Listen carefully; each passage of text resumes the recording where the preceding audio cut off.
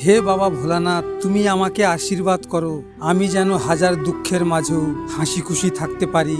তোমার আশীর্বাদে আমার সব স্বপ্নগুলো পূরণ করতে পারি, আর তোমার আশীর্বাদ কৃপায় আমি যেন জীবনে সফল হতে পারি। দেখবেন, জীবনে কষ্টের কারণ হয় সেই সব লোকগুলোই যাদেরকে একদিন আপনার খুশির কারণ হিসেবে ভেবেছিলেন। কি অদ্ভুত তাই না?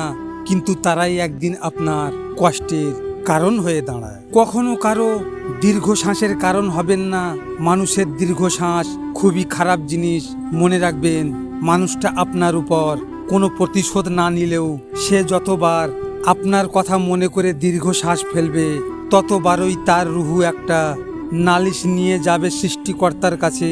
সৃষ্টিকর্তা সব দেখেন। আপনি যত ভালো মানুষেরই মুখোশ পরে থাকেন না কেন, অথবা কাউকে ঠকিয়ে যত সুখের সাগরে ভাসেন না কেন, কারো অন্তরে আঘাত দিলে সেটার শাস্তি দুনিয়াতে আপনাকে ভোগ করতে হবে। পৃথিবীতে সবচাইতে কঠিন বলে যদি কোনো কিছু থাকে, সেটা হলো মানুষ চেনা। মানুষ চেনার জন্য সময় লাগে, অভিজ্ঞতা লাগে, আর লাগে গভীর আঘাত। মুখের হাসি দেখে কাউকে বোঝা যায় না। ভালো কথা অনেক সময় সবচেয়ে বড় প্রতারণা ঢেকে রাখে। যাদের আপন ভেবেছিলেন, তারাই কখনো কখনো সবচেয়ে বেশি ঘুরে দাঁড়ায়।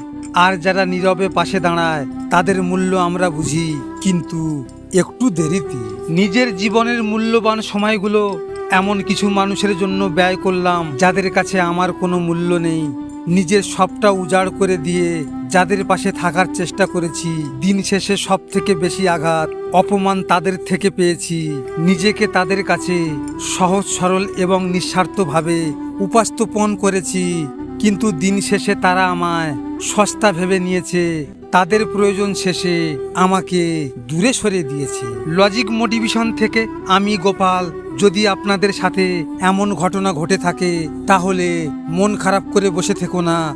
মনে রেখো, সময়ের সাথে সাথে সব কিছু বদলে যায়। ভিডিওটি শেয়ার করো তোমার প্রিয় মানুষের সাথে, অথবা যে তোমার ভালোবাসাকে অবহেলা করেছে তার সাথে।